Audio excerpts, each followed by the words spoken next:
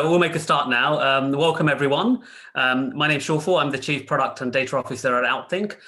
In today's webinar, we'll be discussing how effectively to manage human risk, especially with people working from home. You know, with lockdown resulting in many of us, well, probably a lot of us working from home for the first time, organizations have had to adapt rapidly by balancing both productivity and security. And one thing we know that people working from home have been productive. So we'll discuss today if they've also been secure. Post-lockdown, many organizations have stated that they will continue to let their staff work from home in some capacity. So we're looking at a new hybrid model of people working from home and the office. And this new format of working, with the combination of working from home and office, is going to pose some level of cybersecurity risk. So how does this setup increase the level of cybersecurity human risk? And how will have companies adapted to it? And also, how have cyber criminals taken advantage of this situation? So today I'm joined by my two esteemed guests, Carl Nose and Christian Toon. I'm going to hand over to my guests so they can introduce themselves and also their organization. So Carl, do you want to start off, just introduce yourself and your organization?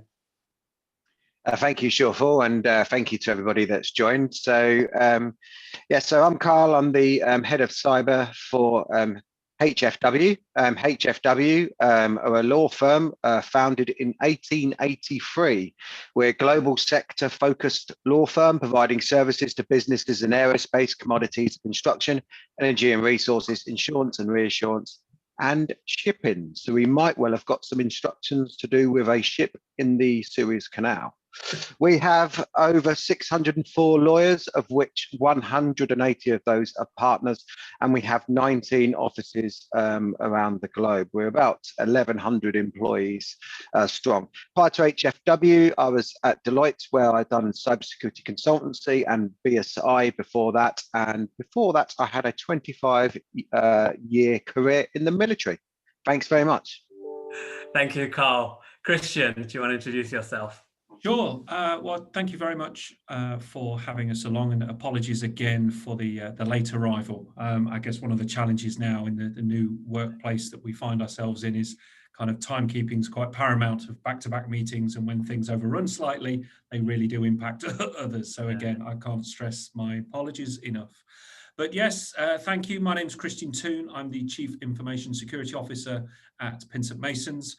Like Carl, and HFW, we operate in a number of markets around the globe as a professional services business with law at its core. Fundamentally a kind of a legal business that is going through a kind of transition now to better support our clients in energy, financial services, infrastructure, real estate, and technology, science, and industry verticals. We've got a global footprint. I'm based here in the Birmingham, UK office. We stretch as far as Beijing in China, down to Australia and the Middle East and South Africa. 26 offices through those kind of jurisdictions with about 4,000 people dotted here and there. But the lion's share of our operations are here in the UK. Okay. Excellent. Thank you both for the introduction. So just before we start on quizzing you both, just some housekeeping. As I mentioned, I'll start the session by asking my guests a few questions. If the audience have any questions, if you could put them in the Q&A, not in the general chat. So if there's a Q&A option in Zoom, if you could put your questions in the Q&A, we'll try and get to as many as we can and answer as many as we can throughout the webinar. Okay, that's it really. So let's make a start. So my first question, I guess, is, and this is to you, Christian. At OutThink, we define human risk as the security incidents that happen because of humans. Okay, so because of people. So things that people may or may not do, resulting in some form of security incident. Do you believe working from home has had an impact on human risk? And what are some of the new risks that organizations they didn't have to worry about previously, now probably have to, or potentially have to worry about? Sure. So from our point of view, business risk and kind of in particular how our people have responded during the kind of pandemic over the last kind of 12, 18 months has fundamentally kind of changed the way we work or need to operate. We've seen kind of drastic changes in our technology and our rollout and support that we give to our people. The changes that we've seen kind of, I guess, have been born about by an unprecedented change in how we operate. And it's been absolutely vital that we've had a people-centric approach with that. And it's actually, if you start looking across the different disciplines that kind of support professional services or legal services business, whether it be technology, finance, facilities, actually the last 12, 18 months, one of the things that I feel has really set us apart is our people-centric approach across all those disciplines, because it's had a unprecedented effect again on how people have behaved, how they've thought, how they've felt. Mental health and well-being have been an absolute kind of front and center kind of piece that we need to be kind of mindful of. With then the security lens on top of that, people are finding themselves with kind of unfamiliar circumstances, uncomfortable circumstances of trying to do their day job, trying to kind of operate and perform, not so much in kind of foreign environments, but actually in environments that are usually reserved for relaxation and rest, and maybe the occasional kind of working from home day. The legal profession has been built quite heavily on sort of presenteeism and isn't yet quite digital as many other industries are. So that kind of focus on what many would consider kind of traditional ways of working, the use of hard copy materials like printing, etc., is still very commonplace. So having to take those services and digitize them or make them available in a decentralized way across our teams. Effectively, we've gone from having 26 locations to 4,000 at one point, where everyone was at home, and ensuring that they need to do what they need to do, I guess, to kind of continue to serve our clients. And that's been the fundamental focus, is that, look, kind of security can come and go. We can put all the belts and braces in place to kind of secure the data, secure our people. But if they're not able to work and not able to do what they need to do, we're on a highway to nothing. So we've seen adjustments in our risk profile, the regular reassessment of risks that we're facing to allow people to carry on doing what they're doing. Historically, they wouldn't have been able to print at home. But you know what? We had to roll back that control to allow people to do so. But then that spawned another issue as to, well, what do we do with that printed media? Normally, they'd be in the office and there's confidential waste bins. That saw us put in place mobile rounds of secure shredding and couriers to go and pick up that hard copy medium. And that isn't just because people still like working on paper. There are still courts in this land and abroad that rely on physical documents, paper submissions for process, require actual wet signatures compared to those from a digital services provider. Not because, well, I guess maybe in one regard they are a little bit archaic, but actually the legal process around that doesn't afford the digital processes to support that. Thank you. And so moving on to you, Carl. So one of the things is obviously this decentralized thing now, because you're going from maybe a handful of locations to many thousands. So when you're in the office, you're actually connected to a corporate network, right? And that provides a sort of level of security, which being at home connected with your Wi-Fi, even with a VPN, doesn't. So what kind of human risks are being introduced when security teams have less control over the environment or the network that people are connecting to? I'm going to jump on just one thing Christian said to start off with, and that's with regards to printing. And the reason I'm going to mention printing is because I'm going to talk about data loss prevention, because that is definitely one of the human risks that have been introduced to us. Certainly, as staff do require to print, there's no getting away from it. And if they can't attach their printer to their work laptop easily, they will send an email out to their own personal address and print that way. We've also got, as Christian mentioned, a lot of hard copies sitting around in people's homes. And we always worry about how they're going to store, but more importantly, how they're going to destroy that printing once they're finished with it. We had someone that decided that they were going to buy their own shredder, which was great. You know, it's great to see that they thought about destroying it correctly. But then, you know, fundamentally, you then ask yourself, you know, is that shredder, you know, a cross-cut shredder? Is it, you know, is it going to destroy the residue as good as perhaps the destruction service that we have back in the offices does? So going back to what Christian said, we have to get people to go out and collect this stuff and destroy it properly. So that's one of the reasons for data loss prevention. The other reason is we were traditionally a bit old school. Not everybody had a laptop. In fact, the majority of people seem to like a desktop computer and a tower, you know. And of course, when COVID came and we had to get everybody out and into their homes, we had to quickly build laptops. And we had old laptops which were beyond their time, which we had to repurpose and get out. And there were a number of people that, you know, didn't have laptops, and it was done on a kind of a priority basis. So they were given Citrix initially as a way of you know, having a virtual desktop into HFW. Now, of course, there is a number of people have cited performance issues with Citrix, so have taken it upon themselves to mail documents to their personal addresses so they can work on their, you know, on their physical device rather than the virtual device. And that's been a real kind of a thing for IT to make sure that actually we're moving away. We're trying to move away those reasons for them to be, you know, leaking this data out. We've also had to have been very mindful about dynamics in the home, the external pressures that people are under, you know, not just work, but what's going on around them, the environments in which they're in. You know, I'm lucky. I've got a number of bedrooms in my house. I'm able to work in peace. The majority of the time, aside from the doorbell ringing when the postman's there, you know, it's quite quiet and it's quite a nice place to work. But not everybody has that.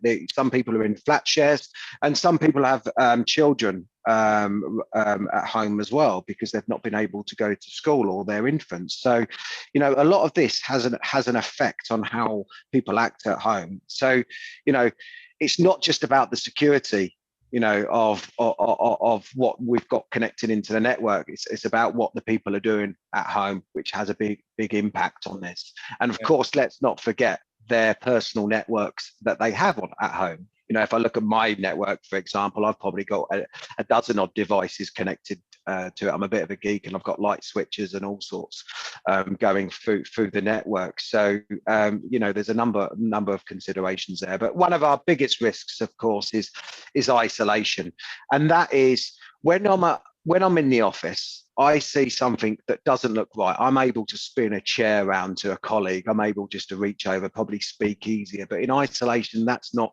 quite so easy. And some people will just make that quick decision, which may not be the right one. And it's not always easy to consult. So isolation has a big impact on it as well. Excellent. Okay. Just staying with you on that, Carl, because I think, you know, organizations have had to some extent, you know, people working from home. So there's always been a proportion of people who've worked home or remotely, you know, whether it's in cafes or when they're traveling. So I guess the question's in two parts, Carl. The first part is, do the same principles still hold for the whole organization as they did for some key, probably individuals who are a small minority, probably? And also, are we seeing any shift in risks? So, you know, as people are, you know, working in a hybrid situation, are we seeing also risks shifting in those scenarios? I think what we firstly must remember is that whilst risks have increased because the majority of us are working from home, we have to remember that some risks have lessened somewhat.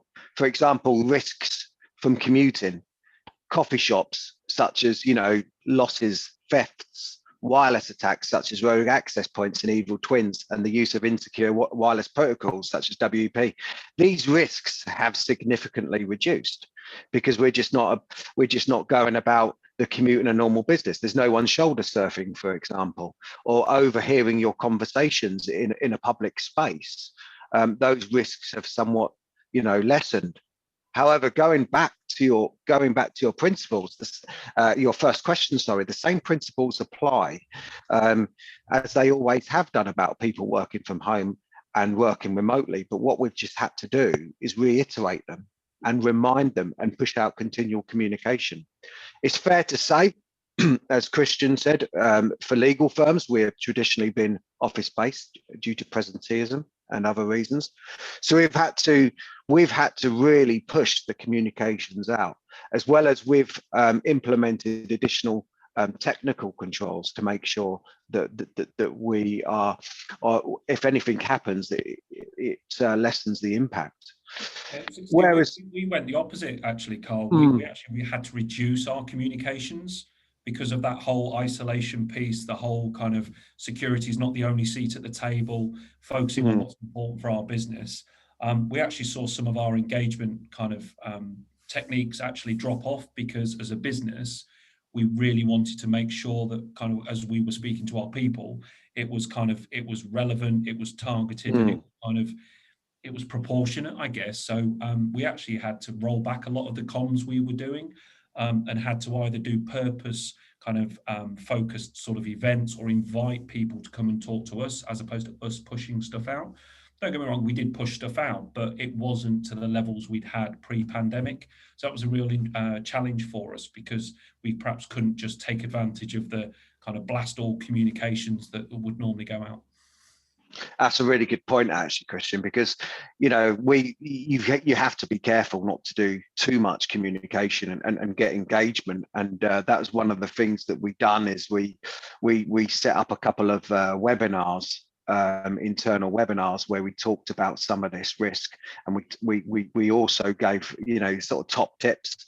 And one of the things that we find really important that does help get the message across is the importance of being safe at home as well as safe as at work, because if you have good habits at work, you'll have them at home, and vice versa. I mean, the biggest thing we've seen really as a change is, whereas we've only had a very small percentage, and I mean a very small percentage of people working remotely initially, now almost everyone is, what we are starting to see, I don't know if you're seeing the same, Christian, in your firm, is our overseas offices are almost at capacity now. It's almost like people said, oh, this is the new normal, no one's going to be back in the office, but they are all going back into the office, which is really interesting. It'll be interesting to see what happens in London, though.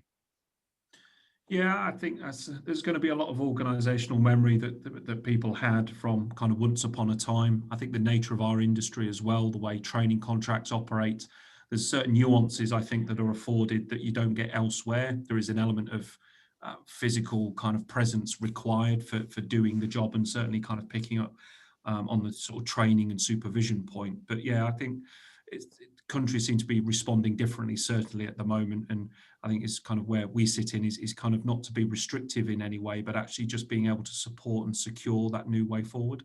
Yeah, and that's a good point, actually, because we do talk about a new way of working from home, sort of hybrid type model, but as you're witnessing, a lot of people are coming into the office. But I assume that organizations aren't going to have that old policy of everybody needs to be in the office. They're going to offer the ability for people to work from home, and some will take it up, some won't, some will do half or whatever. Sorry.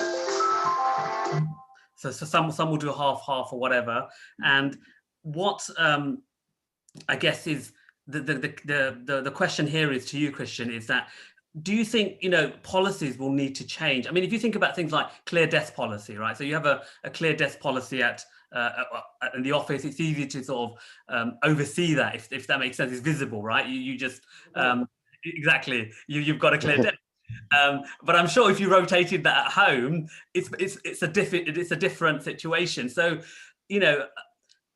I guess how are organizations going to manage or balance that? How are they going to still install those security principles, without being restrictive? Because you still want people to be productive, right? So, historically, I might have had a document confidential. I can put it in a locked cabinet at work, but at home I don't have that facility. So I leave it on the shelf, because I think it's my house. My front door's locked. Who's going to Well, I'm afraid you've touched on one of my red flags, which is kind of, I guess, where our compliance requirements haven't caught up with the modern way of working, or indeed organisational threat profiles. And that clear desk policy is very much one of those. When I joined almost 4 years ago, we had a kind of compliance-led security program that everything we did was for the sake of the auditor. And we didn't understand our business then as we do now, and our controls and policy is now a lot more reflective of our business. You go in any law firm across the globe, you will see boxes and boxes of paper, because the client files they work on, that they're engaged in as part of the litigation or contractual activity, involves paper. And they're working on these big cases for 13 to 15 hours a day, and in some cases 50 or 60 boxes of, and it's just not feasible for them to get them in and out of a super secure store. Yet the offices themselves benefit from very good office level security. And then it comes down to sort of office working space and everything else. And we had a auditor, an external auditor, approach us during the pandemic, trying to maintain our certifications. And they wanted us to evidence the clear desk policy at home with people. And it's just a massive example of where auditors don't know what they're kind of auditing, and they kind of make it bad for the rest of the kind of the industry, because there's no way that's going to happen. Even if I was really kind of wanted to kind of sort of show that, yes, we're doing the right thing, that's not right for us. And there are some great auditors out there, so I don't mean to tar the profession with the same brush. And I was one, I am one of kind of old as well. But it's kind of where policies and practices for security need to fit your business, and they need to work with your people as much as your threat profile. Because you start chasing people down to say, well, you've left paper on your desk that therefore shouldn't be, and the threat profile you're looking for is that a kind of James Bond-esque character could find their way onto the shop floor and kind of take photocopies of that. It's just going to be wrong. Yet the mitigation controls we have in place around visitor and access control, etc., for us mitigate that to an acceptable level. So you know what, we're not going to do anything more with that. So the policies really do need to be fit for purpose. And actually, sometimes that fit for purpose isn't necessarily aligned to some of the security standards, but that's okay. I've never met a regulator, law enforcement officer, or been part of an investigation that has held me to account to specific controls in Annex A or PCI, when actually I've been able to justify that through a risk-based decision for our business. And that's where I think sometimes we go wrong. We jumped on the compliance bandwagon, and therefore we put this policy set out that actually keeps the auditors happy, but actually people don't read it, people don't engage with it, and that's what you need. Okay, and Carl, just on that, do you think the current cybersecurity policies are sort of fit for purpose? Have technologies and processes in place to manage risk? Are they still relevant for people working from home? And I'm thinking more long term. I'm not thinking about the short term COVID, because obviously there have been some exceptional circumstances with children not being at school. But long term, you're still going to have those disruptions, like you mentioned, the postman knocking on the, ringing the doorbell, things that you wouldn't have had at home. But even like things like picking kids up from school, you may find that if you're working from home, you can easily take a 15-20-minute break, in the afternoon to pick the child up from school. You're not going to tidy up everything at the desk, or you're not going to necessarily always lock out of your PC. I struggle to tidy my house in the normal times, let alone specifically to kind of close stuff down. But yeah, it's those mitigating controls. You lock your front door when you leave, or you kind of, the windows are shut, stuff's out of sight. You don't leave your kind of fancy jewelry right next to an open window when you go on holiday for 2 weeks. Yeah, that's true. So what do you think, Carl? Do you think we have policies currently to manage human risks that are fit for purpose? Yes, I think they are, and they were, and we didn't really have to do too much change. I mean, I must fess up in saying that the ISMS at HFW was quite immature before I started, because they didn't have a cyber function there. Now that they do, we've been able to push policy through. But I think the key thing is that the policy, no matter how good it's written, how much it's displayed, it's not going to get read. It's not going to get read, you know, at the right time by the right people. So what you must do, and what I've done is I've engaged with our training providers, reviewed all of their content, and made sure that it actually links much more of our policy, links much more to this remote working, but also I haven't been ashamed of reaching out to organizations and other people to understand what tips we can give our users, what, you know, just a few basic things that to do, you know, closing down your machine at night. I mean, how important is that? I look at the vulnerabilities that we have coming up, and the majority of the vulnerabilities that aren't being closed down are due to the fact that people aren't shutting down their laptops, that, you know, patches are waiting to get applied. But do you know how difficult that can be just to get somebody to shut down their laptops? So, you know, everybody's got a part to play. So we must make sure that we communicate this to them, but also make it as simple as we can. Yeah, and so on that, I mean, before we go over to sort of the audience's questions, we've had quite a few come in. A question to both of you really, which is around when, like you said, when you're in the office and you can shut down the PC in the weekend, for example, to apply patches, you could do it automatically. But where you've got people in at home, you know, potentially, you know, need the PC over the weekend, that they're not going to activate the patches, or also if, you know, situations where the child may need to use it for school homework or something, or to research something, and the parent thinks, well, what harm is there to just let them use the PC? They're the kind of stuff that wouldn't have existed in the workplace, if that makes sense. They, you know, in the workplace you would have not had those instances occur. How do you balance that? Because at the one hand, you've got your staff and your employees need to live their life, right? There's you know, pressures of life, and then you have the pressures of work, I guess. How would you advise, you know, they balance those two things? You know, what would be a hard no, don't do this, and what would be, you know, do it, but with these kind of considerations? Christian, if you want to go first. Yeah, if so, I don't think there should be that hard no. I think that the key focus here is, and the way we try and do things here, and I have done before in other organizations, is look, information security, cybersecurity is dull if you're not in the field. You're fortunate that people like Carl and I and yourself, we love this stuff. It's what gets us up in the morning. But the average user, they don't care. It's just another thing. It's a compliance thing as far as they're concerned. So you need to give them the support to kind of make the right decision for what's for them. And you're looking then at behaviors, and that's where it comes into play. Yep, you'll have your policies compliant with X, Y, and Z, and kind of appropriate to your risk. You'll have your technology that stops people doing the stuff you really don't want them to do. But the key focus here is around how people behave.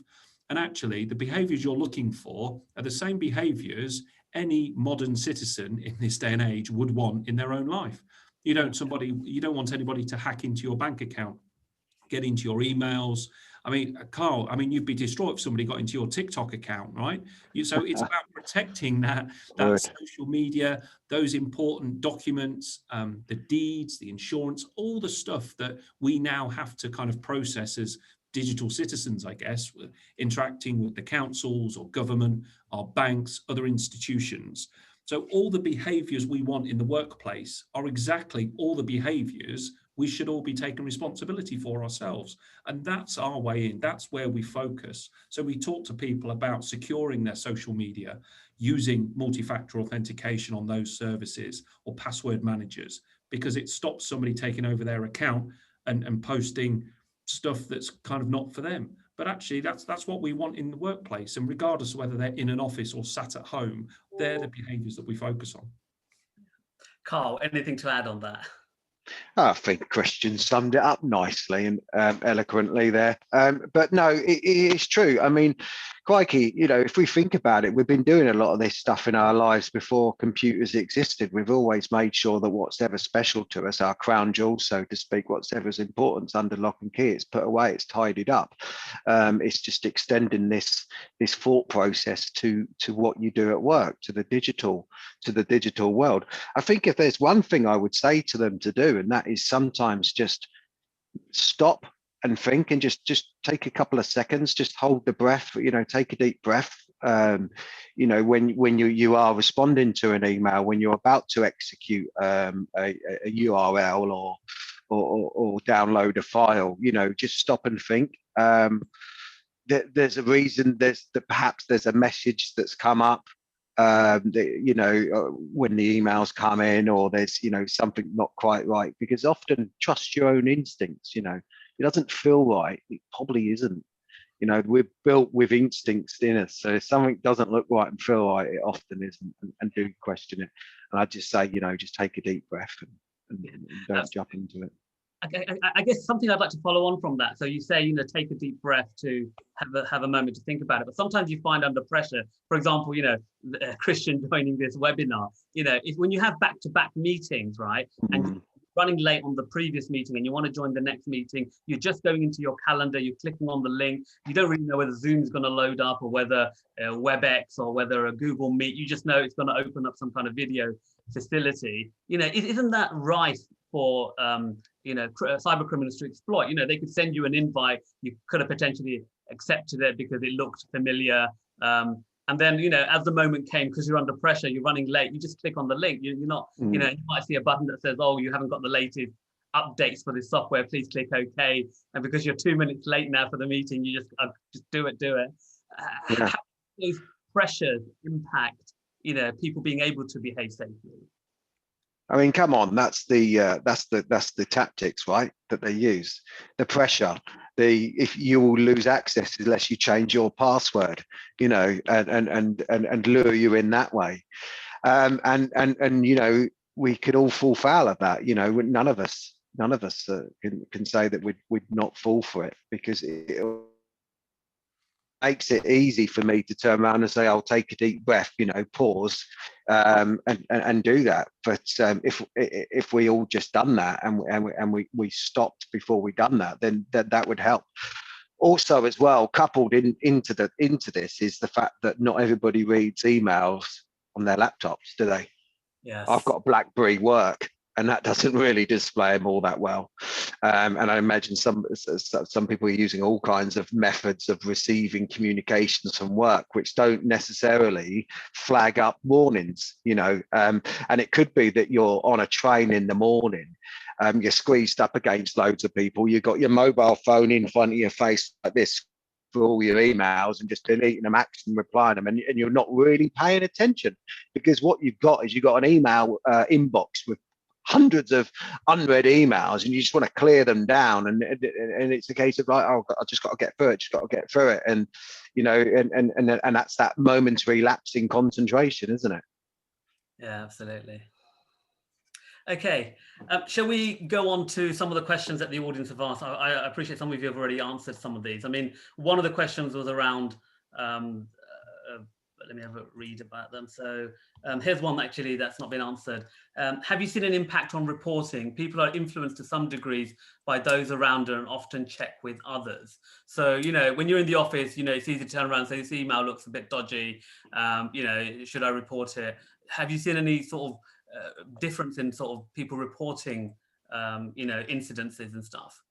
I'll take this one, Shawful, because I was partially typing the answer to this. I got to, our reporting has slightly improved. However, we still have to regularly push users to do and I didn't quite get the S. But the point is that it has slightly improved, because we've made a real effort in making reporting easier for people to do, more accessible, and giving them multiple ways of doing it. So we are seeing it improving. Not as anywhere as high as I would like it to be. We run a phishing exercise, and I purposely don't do phishing exercises all the time, by the way. They're something that you should do only every now and then, because otherwise people will just come numb to them. But we done one, and we saw only a small amount of people reporting. So it is a case of, okay, now we need to do a little bit of work to understand. Yes, they saw the email. They didn't click the malicious link or whatever, but they didn't actually report it. So why? Why do that? So we speak to them, and quite often they say, well, as long as it's deleted, it's fine. I've done something about it. But then you remind them about, actually, you're part of that line of defense as well. So as part of a strength in depth approach, if you report it to us, we can then take the necessary action to block any of the harmful effects that email may cause and pull it out of other people's inbox. So I mean, that's the real impact of reporting, right? And reporting properly is to give the security teams enough time to mitigate any negative impacts. Okay, excellent. Just coming on that, I mean, wholeheartedly agree there with Carl. I mean, it makes an excellent point. I think conversely, we've seen perhaps some of the low-level events drop off because I guess people just haven't seen the kind of need for reporting, or the focus has been on other stuff. We've still been able to see the kind of high-level ones, or on medium to kind of high events that have come through, whether they be kind of suspicious emails, etc. And because the threat profile has changed, we've seen things like lost devices just drop off the map. So we used to have kind of higher, well, certainly higher than we have now, but higher rates of lost devices because of the amount of travel and mobilization that our teams had. So things have changed. Have I seen more or less? Has it been consistent? I think I'd go out on a limb to say it's probably a little bit less than before. But I think to Carl's point before around that isolation is that we don't have that physical presence that we've seen. So we are relying on people to report a note or drop an email or raise a ticket on a particular thing. And in the grand scheme of things, they may evaluate that actually I just don't have the time for that. And therefore, I don't have any data to support this, but the feeling is that perhaps we're not seeing as much as what we used to, but we could be saying that actually, you know what, it's just we're not having those events as we had them before. But I also think there is an element that there is reporting has dropped off. Yeah. Well, one more point I've got to add, Shawful, sorry, just very quickly, and that is the importance of having the right technical controls as well to help reporting. So if you consider, if that user's saying receiving 20 spam emails a day because your secure email gateway isn't doing its job properly, then they're going to get miffed at reporting, right? They're going to get really annoyed because it's going to start to take time out of their day. So you need to make sure that your secure email gateway is doing its job to filter as much of that out as possible, so that when an email does get through, because they're only maybe getting 1 or 2 a week, they will report it because it does look different. Yeah. There is something about it that's going to make them report it. Yeah. And I think that's important. It becomes an exception. It looks like correct. Yeah. Different. Yeah. Okay, so I'll go into the next question, which I just saw Christian was about to answer. So is it better to encourage employees to take their own responsibility for security of their home working environment rather than be too controlling? So it's that balance, Christian. Yeah, so I think there's the balance there. I mean, obviously there's an element of control that needs to be applied technically, as we've kind of spoke on, as look, fundamental prerequisites, you can't do this, and therefore group policy or however it's kind of applied, people can't. But yeah, why people will want something to kind of buy into, and kind of, as I said before, kind of InfoSec, if you're not in the field, it's boring, it's dull, it's a compliance burden. So people need to be interested. Yes, they need to have responsibility for this, but actually it's the responsibility of good digital hygiene, good digital cyber savviness that we're looking for. And why would you not take accountability for your own banking or your own email system or social media accounts? And I think that is recognizing that kind of people should have that level of responsibility, and that it is put there.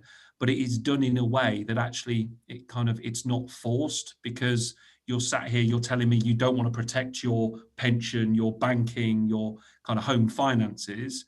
If you said anything other than no, I'd just be thinking, oh, well, that's foolish. People do want that, and there is that element that needs to be pushed there. But there is a huge difference in how that is done. And the secret sauce, as Carl will know, is that execution. It's how you bring that strategy about.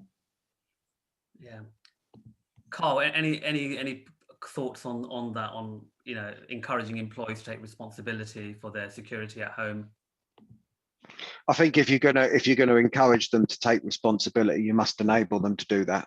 So and enable them to do it, and teach them how to do it, show them how to do it, and make it simple for them to do. Don't make it too difficult.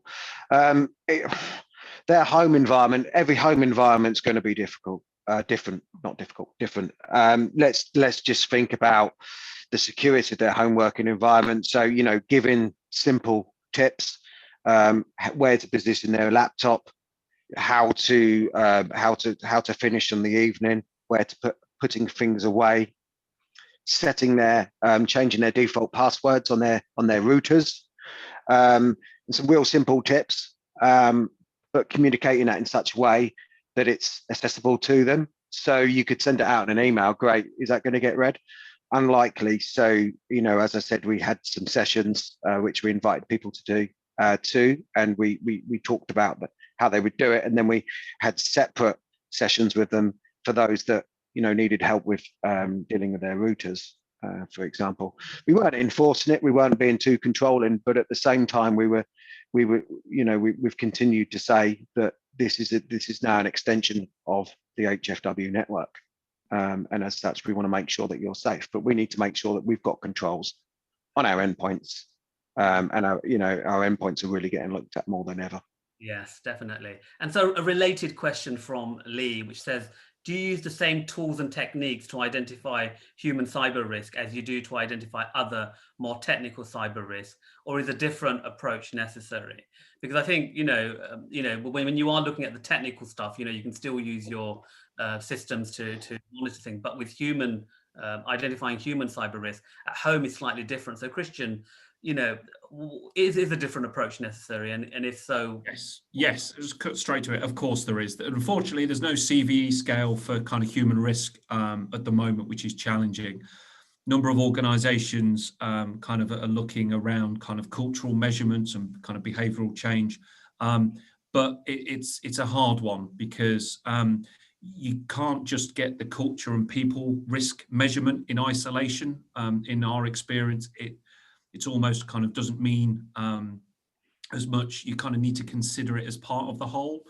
And one of the things we've used is a human cyber index to help us evaluate our people against key kind of concerns, key areas of risk: social media, home networking, home working, password management, etc. Because engaging our people has been probably the first thing we've needed to do about that. It's not just a case of from our security kind of room out back, we go, yeah, we're really worried about users and therefore don't trust users. We've invited people in to talk to them about what we're worried about, but also what they're worried about. And following that work, we were able to create a position on using this index, a measure of what our people felt, how they felt the engagement was, how they felt their behavior was. But the other side to the coin and the whole picture for us was then the tie into our technical systems, our technical ability, and quite keyly, the productivity of these people. So using that data, we were been able to kind of baseline what people are worried about, what we're worried about, and look at the differences between the two, and then help move the dial. A great example on that was when we spoke to them when we first did this, because it's been an ongoing kind of program of work for us. Back in sort of late 2017, 2018, here in the UK, the number one thing people were worried about when we were talking to them about information security, cybersecurity, and that whole security banner was actually their physical security, because we'd had the spate of terrorist attacks here in the city in London. And actually people were more worried about going to work and something adverse happening to them in that capacity than they were clicking on a phishing email. And that really played to kind of our approach then was around physical security. It helped play into the kind of facility controls and everything else. And then actually we started to see trends from there about, I guess, media reporting and what people pick up on their day-to-day kind of consumption of input versus, well, what do we need to look at from a firm's perspective? As we've gone through the kind of last few years of looking at our human risk, we're now seeing data points that are showing us that people get the, let's take passwords as an example, the engagement levels are good, they're happy with the amount of information they get, their behavior, which is that thing that they do when people aren't looking, it is consistent with what we would want it to be. However, the data is now telling us that it's our systems that need further improvement to allow them greater security controls, greater flexibility to kind of input in those password manager held passwords or using single sign-on or MFA in a better way than they currently do today. So it means that we're not just continually hammering home one message, stronger passwords, work from home securely, et cetera, et cetera. It allows us to tailor our focus and say, well, actually, look, the response we need here isn't more communications or more training. It's actually looking at other sides of the organization to see how we can make those improvements to help our people. Excellent. Okay, I'm just going to, there's quite a few questions. I'm just going to take one question actually and hand it to Carl before we sort of conclude. So I guess a combination of two, the one that you partly answered or you have answered, Christian, which is about if your house is broken into, who's liable if documents are stolen and things. But I want to combine that with another question as well, is that how do you then show the auditor that you've taken all the necessary steps to keep, you know, the organization secure? So I guess the balance between who's liable and how do you make sure as an organization that the auditors are also satisfied that you've taken all the necessary steps? Well, I think in that example, it's going to be policy, and it's going to be kind of training and awareness and kind of historical events and incidents. I'd still stand by the fact that the data controller is still liable. Their accountability doesn't waver just because an employee has taken it home. But in the eventuality that a house has been broken into, I've had it before in other organizations, cars have been broken into on kind of the way home, or laptops left in there overnight, or etc. So unfortunate things happen, and it's kind of how you respond. So what is the policy? What's the training? What's the mitigating controls you put in place in there? You can't necessarily claim that the paper that was stolen was encrypted, but you know what? The hard drives along with the technology devices were. You look at then sort of that damage limitation. And actually a lot of the focus is more now on how you respond to those things, because it's a bad thing. Bad things happen to good people all the time. But actually a lot of the focus from the auditor, from the regulator, your clients, law enforcement is going to be more as much on the response than it is on the preventative controls. I'm not saying they won't be of focus, because of course they will be, but actually it's how are you going to deal with that? Absolutely. Do you want to add anything on that, Carl? Well, just we had an example of it last summer where one of our offices, a partner and an associate went out for a dinner. They had their car broken into outside, and the laptop was stolen, along with a CD-ROM and some hard paperwork. They were going to do some work on a case over the weekend, and we reported it to the regulator. We reported it to the ICO as well. And the ICO were very much on side of us, you know, and going back to Christian's point, it's all about, you know, you give them training, policies out there, there are controls in place. You know, for example, the laptop's got full disk encryption when it's shut down, and you do what you can. You know, invariably it's going to happen. You can't stop it from happening. And so you just got to make sure that if it does happen, you've considered a number of things, and you know. That's life, isn't it? So I think, I mean, like I said, there were many more questions. Unfortunately, we can't get around to all of them. We are running out of time. I want to give my guests, my panelists, my guests, a couple of final words to say to the audience. So I know, Carl, we were discussing something that you wanted to talk about. So first of all, Carl, any final words to our audience about you know, staying secure and you know, especially with this new world of working from home? Sure, and I think I gave a spoiler at the beginning of the call to how I was going to talk about it. So this is live, and this is Carl Knowles' analogy of likening your email defenses to a football team. Your strikers at a football team, not defensive minded, are your email provided, whether that's an on-prem or cloud-based email provider. They'll always let spam through, right? Because strikers aren't defensively minded. You then have your midfielders, which are your secure email gateways, such as your Mimecast or your Microsoft Advanced Threat Protection. And they're stopping most of the spam, right? They're stopping most of the spam, but then, you know, that ball will invariably get past the defenders, midfielders to the defenders at some point. And your defenders is your next layer of security, which is your machine learning email defenses, such as testing or egress, and they're picking up on changes of normal behavior using that machine learning to understand how you are. And they'll catch the emails that have slipped through the secure email gateway. And then you've got the goalkeepers. And the goalkeepers is the most important position on the field to stop that ball going in the net. And that's us. That's us humans. We are the last line of defense in that case. And it's important for us to not let that ball cross the line. And that is why I think we should always inform our staff of the role that they play and how important they are in this defense.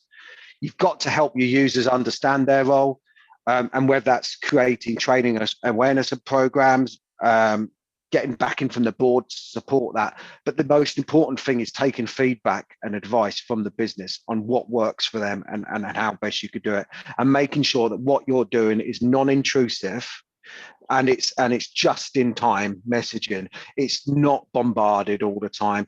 You know, it's only really going to come up if something's drastically wrong.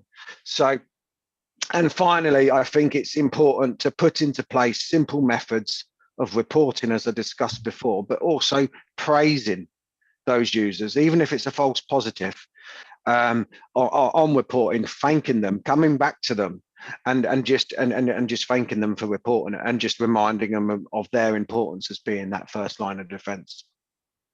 Thanks, Carl. Great analogy. Christian, any final words as a security leader? You know, what advice you'd give? I'm struggling to bring it into football. As Carl was started there, I'm thinking he's going to go with the European Super League on this one, but he didn't. And I can't even start to compete. So I'm just going to kind of go quite simply with a people-centric security strategy will be the thing that defines your organization for the better in years to come. And the only way you will get your business, your first line of defense, to do what you need them to do, what they should be doing, and what the business wants them to do is through clear engagement. Have a vision and kind of approach for your security strategy, as we have with ours, is securing the future of our business through transparency, education, and trust. And for us, that really stands out, the people element there. Also, as well, it's been touched on a lot here, is make sure that security approach is fit for your business. So if your business needs a clear desk policy, put one in, but tailor your control framework, your security controls that meet the needs of your clients, your stakeholders, and your regulators, if that's applicable. Don't necessarily take out the kind of ISO kind of 101 starting point and work through that. You need to work on the threats your organization faces, because you're not going to enable your business to be more, to do more, to sell more if you're not supportive, and people won't kind of buy into that. You need to find your purpose for your security program. Yeah, definitely. And I think it's worth bearing in mind that, you know, you've got to use your employees, just like with the football analogy. They are the goalkeepers. They may not get the glory all the time, but they are your last line of defense. And you should be, as you said, praising them, supporting them, encouraging them to be safe, to behave safely, not seeing them as the problem, as something that needs to be rectified. You know, they are part of the solution. Include them as the solution. So thank you, both of my guests. It has been a very interesting and enjoyable, actually, webinar discussing sort of cybersecurity, especially when people are working from home. Thank you to my audience for joining us. We hope you found the webinar insightful and are able to take away key pieces of advice. We are OutThink. We were founded about 6 years ago by a team of CISOs, and we actually have built the first sort of cybersecurity human risk management platform, which helps organizations identify human risks, so be able to break down the problem and target relevant people for interventions. If you'd like to learn more about what we do at OutThink, please email us or contact us at hello@outthink.io. And finally, again, like I said, I'd like to thank my guests, thank the audience for joining. We'll be sending a link out after this, so you can see a recording of this. If you've missed anything or you didn't quite catch it, you can, re-listen to the webinar, I guess, and find out, especially Carl's football analogy, so you can go around talking about it within your organization. I think people always like to relate to analogies. And then finally, I'll see you all next month. We have a very interesting lineup of 2 guests, Ilyas and Navuk, who will be joining us to talk about cybersecurity culture. And I realized there was a question today from someone about, how you build positive cybersecurity culture. So hopefully we can address that kind of questions in that webinar where I have both my guests. Well, thank you everyone for joining me. It has been a pleasure. And like I said, I look forward to seeing you all next month. Thank you. Thank you, Carl. Thank you, Christian. It was really good, actually. Thank you. Brilliant. Not at all. Thank you very much. Okay, take care. And yeah, sincere apologies about earlier. Just morning didn't go as planned, so apologies if it was a bit fraught. Never do. But at least you Looking click on the wrong link, chasing up to where I was. Okay. But thanks for the opportunity, guys. Much appreciated. Wish you all well, and we'll see you all soon in real life, I'm sure, at some point. Yeah, I hope so too. Good stuff. All right. Okay. Cheerio. Bye. Bye.